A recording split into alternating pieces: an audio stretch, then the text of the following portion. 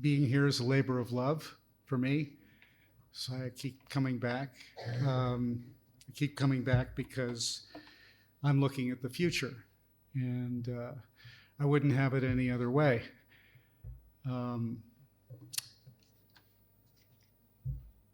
And what you do will undoubtedly be beneficial in the years to come, which is why my time here is so valuable, being with you. So I actually didn't get a lot of sleep last night because I was paying too much attention to what was going on the other side of the Atlantic, a long way from here. And I couldn't miss a headline on the Bloomberg terminal this morning, early this morning, that said, and I'm quoting accurately, Trump inaugural speech vows, and then quote mark, golden age, quote mark, to reverse decline. That was the headline of the story. And, you know, to be fair, I picked the Bloomberg headline just because I work at Bloomberg. And, you know, just to be fair, I figure if I'm going to be giving some kind of analysis, I might as well share what we do as much as I would reference other media. But my point here is that that headline is symptomatic, indicative of so many other headlines today, and actually so many headlines that have been read over the past decade, really, since Trump arrived on the scene. And as you will see before we get done this morning, there are all kinds of problems with that headline. And there are all kinds of problems with journalism, the fourth estate, which that headline represents. Not that I'm picking on my colleagues, they're just trying to do their job and dutifully report what was presented to them. But this is a complicated world, as you know, and that's why I'm here in front of you. And the title of this discussion is Trump and the Global Economy. And the first question is, what is the economy that Trump inherited? And that's why I shared with you that headline, because if you were not a student at ACJ or maybe any other highly regarded journalism program, you could be forgiven for assuming there's a decline. America's in decline. The US is in decline. After all, that's what it says, right? Well, at least Trump said it. So what is the economy that Trump inherited? And my wonderful colleague Shinpei is going to help me here, because we together, since Trump became a candidate for president in 2016 and won, and was president, and then was succeeded by Joe Biden as the 46th president, we have been following whither the United States and whither the US economy. And so you can understand, you know, where we're coming from, because as some of you who I just had a chance to spend a bit of time with, part of the Bloomberg way is show, don't tell. And our favorite attribution at Bloomberg is not according to people familiar with the situation, our favorite attribution is according to data compiled by Bloomberg. And my colleague Shinpei and I began in 2016 because Trump likes to say a lot of things. He never stops saying things. And what he says gets reported repeatedly, which is why he keeps saying it, because it keeps getting reported. So we just figured 8 years ago, maybe there's a better way to get closer to the truth, because that's, after all, what we're about. We're supposed to get closer to the truth. So we came up with 15 equally weighted economic and financial measures that any and every economist anywhere would agree are definitive measures of rise and fall, if you like, advance, decline. And let me just share with you what they are, because after all, we started with that headline, Vow's Golden Age to Reverse Decline. So we look at manufacturing jobs, and I'm going to go through them here because I can't imagine people in the back can see what I see.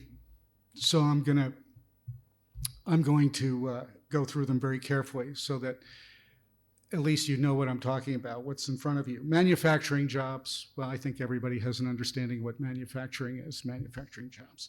Surplus deficit is a share of gross domestic product. Economies do get measured on the basis of what is the deficit, so to speak, compared to what is being produced, the gross domestic product.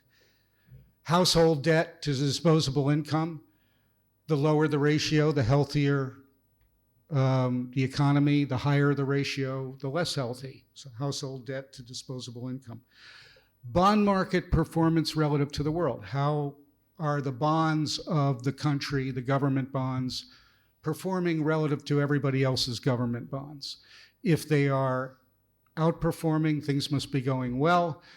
And if they're not outperforming, or the opposite, not so well. Gross domestic product, of course, GDP.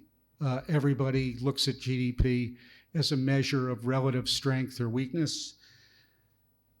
Non-farm payrolls, which is another way of saying employment, U.S. employment. Or another way to put it is the reverse of the unemployment rate, which is something we look at also. Home equity, how much value do people's homes have?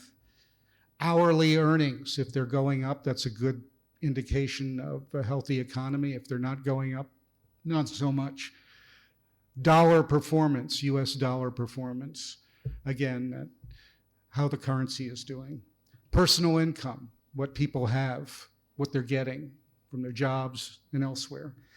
Auto sales, everybody in America pretty much gets around with an automobile, and if we're buying more automobiles, that's a good sign that things are going well, and if not, not so much. The stock market, well, that's sort of corporate America. There's all the companies publicly traded in the US, how are they doing? If they're up a lot, that's good. If they're not up, not so good. Stock market relative to the world. How is the US stock market doing relative to the world? Are we up but not up as much as everybody else, or are we up more than everybody else? Industrial production. What are we producing from our industry in the US? And finally, the bond market itself, because ultimately everything depends on debt. Can't do anything without debt. And if the bond market is weak and getting weaker, then it's a sign that things are not going so well. So those are the 15 measures of the US economy, and Shin and I have been looking at these measures and writing about them for almost a decade in the context of the Trump presidency and then the Biden presidency. And more relevant to today, the question posed, what has Trump inherited? Well, by now, those of you who are closer to the screen realize that Biden ranks number one among US presidents going back to Jimmy Carter. Jimmy Carter, for those of you not familiar with, he just died at the age of 100. He is the oldest, or he was the oldest surviving president in American history. He was elected in 1976. He actually was the first president I voted for, to put it in perspective. And I am a bit of a graybeard, as you can see, so he goes back a long way. Anyway, there have been a lot of presidents since, 8 to be precise, and Biden, according to these measures, is unequivocally, indisputably number one of all presidents. Now, that doesn't mean he's number one in every category. It just means that he's number one and number two enough. Basically, that's it. He's number one or number two enough, more number one and more number two than any other president in these measures of performance. He's number one in manufacturing jobs. He's number one surplus deficit as a share of GDP. He's number one household debt to disposable income. Bond market performance relative to the world, he's number one. And he's number two, gross domestic product. Number two, non-farm payrolls, that's jobs created. Number two, equity, home equity.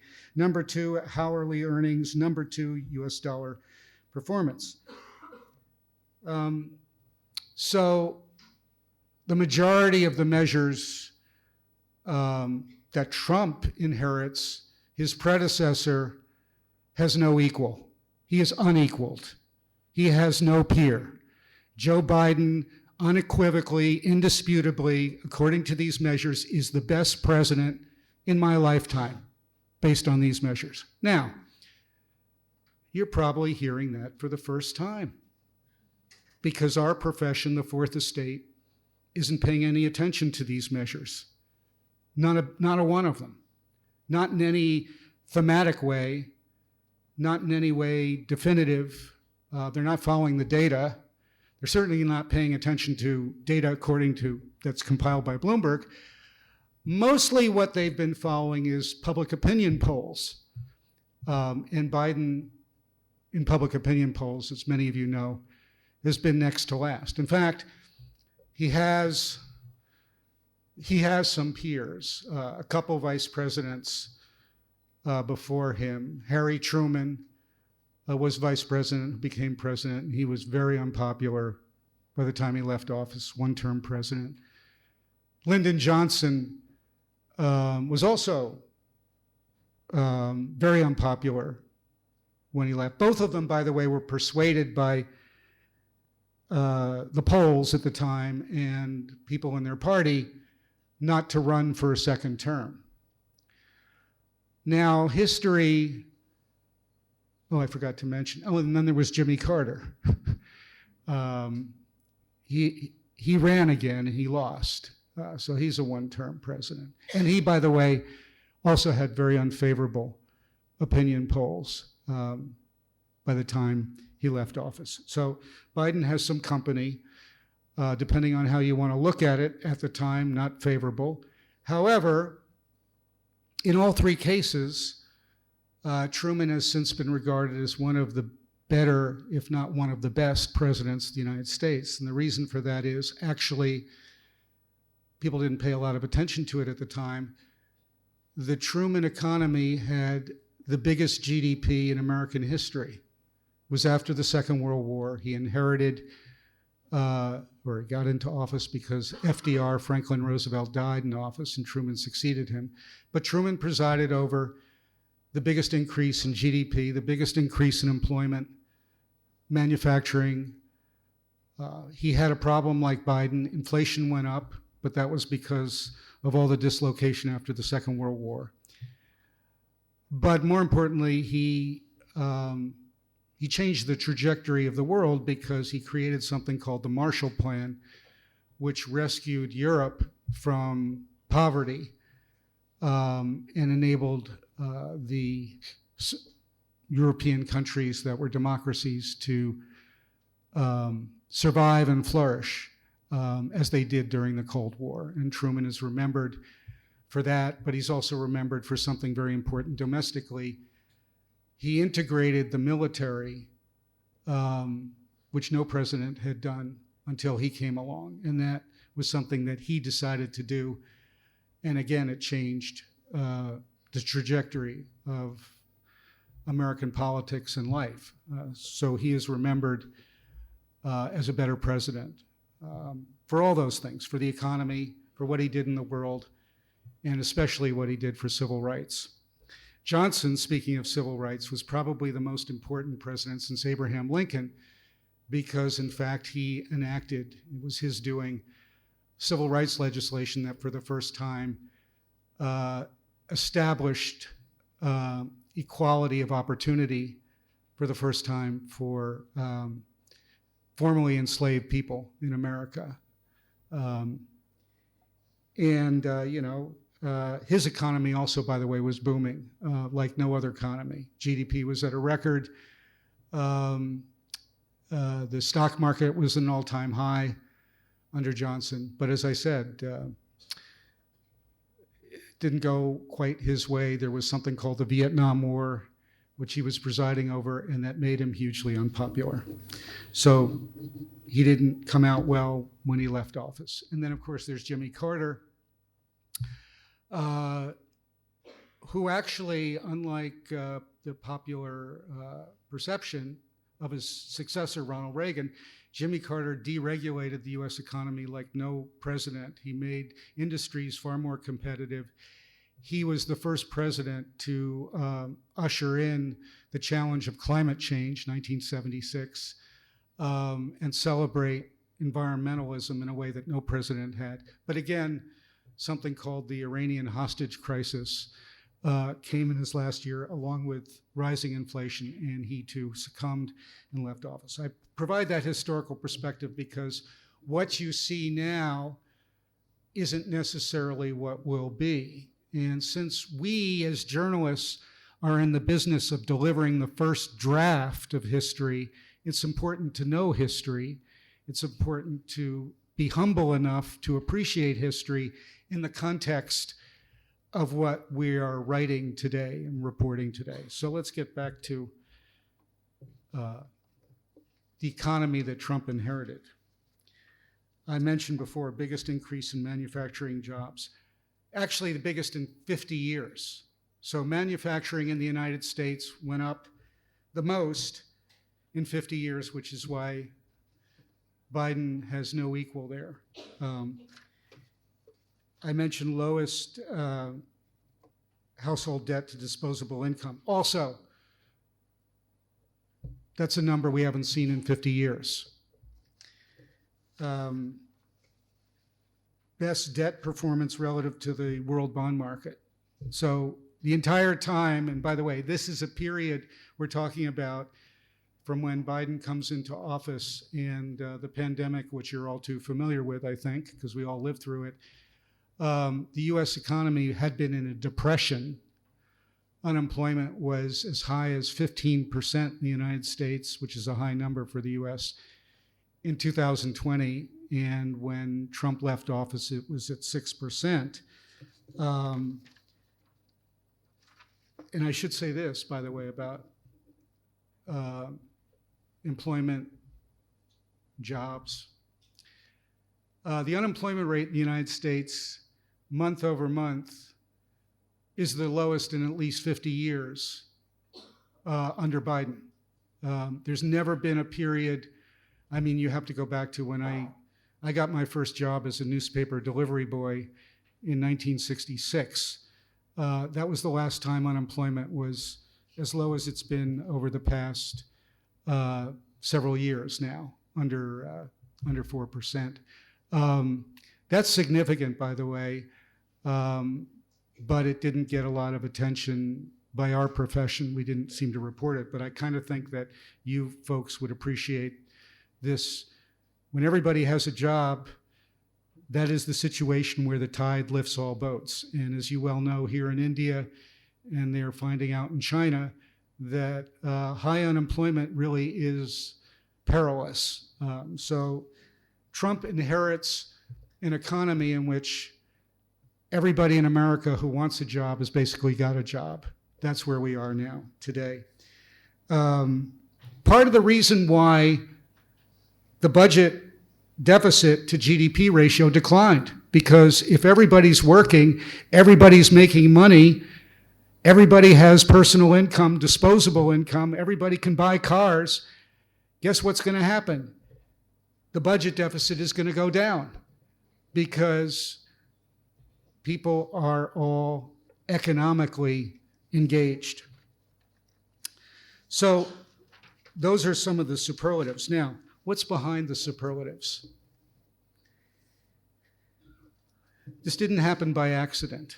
Just as Johnson took a lot of courage to enact the civil rights legislation, and in the process, all of the southern states that voted for him in '64 in a landslide deserted his successors because he brought the vote to formerly enslaved people with the Civil Rights Act, and it took a lot of courage to do that. So his economy and his presidency was by no means an accidental one.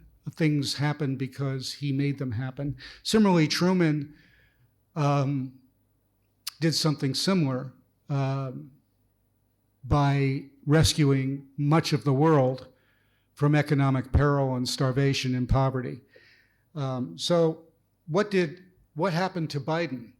What is the economy that Trump inherits that Biden did? What did he specifically do that none of his predecessors, not least going back to Carter, but really you have to go back further than that? Well, Biden did a number of things. The first thing he did in COVID, when unemployment was at record highs, he got Congress with the narrowest of slimmest majorities to pass the American Rescue Act of 2021. People, by the way, were still dying from COVID-19. In fact, the United States under Trump had the biggest loss of life from COVID of any country, even though its population is a fraction of India's and a small fraction of China's, yet more Americans, 1 million of them, lost their lives from COVID-19, partly because of the politics of vaccines. There were a lot of people, Trump included, who were calling vaccines ineffective, whatever. So Biden comes into office, and the first thing he does with the American Rescue Act is he gives everybody in America money. That was the American Rescue Act. He gives everybody money. Not just vaccines, but money. Gives businesses money. He gives individuals money, small businesses, big businesses. And he gives them money because that was the largest period of unemployment since the 60s. You had to go way back. So that was 21, he comes into office. But he didn't stop there. Next thing he did was the Infrastructure Investment Act, Jobs Act. And Trump had been saying in his entire term in office that he was going to fix infrastructure, but he didn't do anything.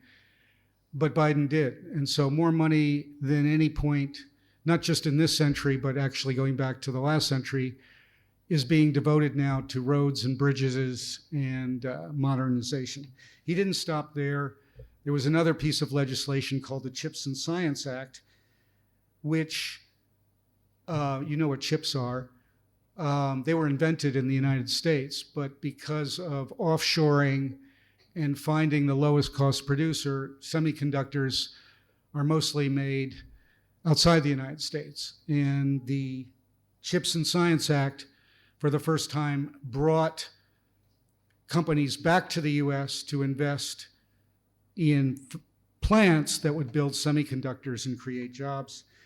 And then finally, the Inflation Reduction Act, which was mostly about, was not about so much reducing inflation, although inflation came down. It was mostly about investing in combating climate change. And so the government got behind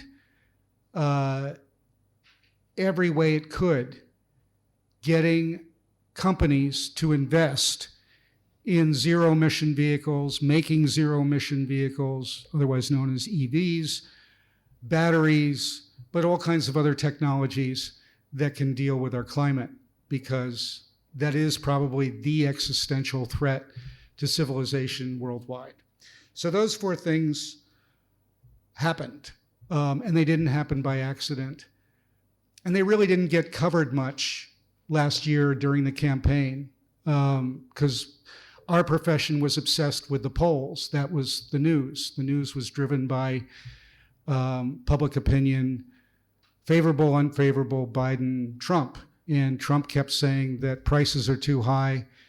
And by the narrowest of margins, Trump prevailed over Kamala Harris last year in the election. But nobody covered any of these pieces of legislation and what their impact were. And let me just share with you some examples. Arizona, it's a state, happens to be actually a red state as in it went for Trump last year. The average semiconductor salary in Arizona today is 3 percentage points higher than the national average. That's a consequence of the CHIPS Act, because Taiwan Semiconductor, you've heard of that company, they're not too far away in Taiwan, this part of the world, is building a massive factory in Arizona because of the CHIPS Act.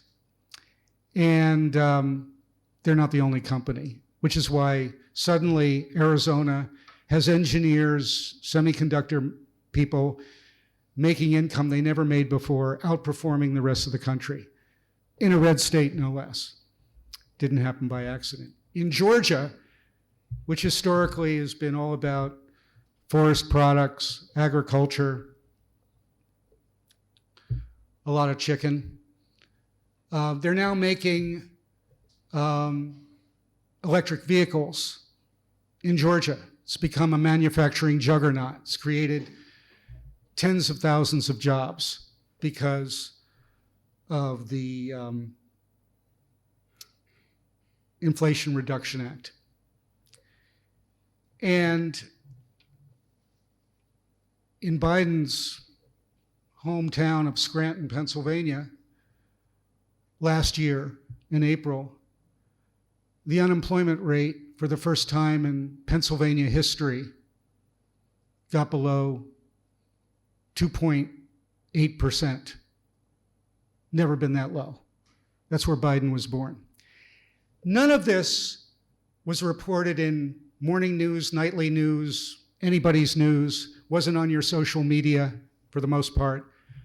It wasn't newsworthy because our profession decided far more important to cover the public opinion polls. Now, belatedly, we'll say belatedly,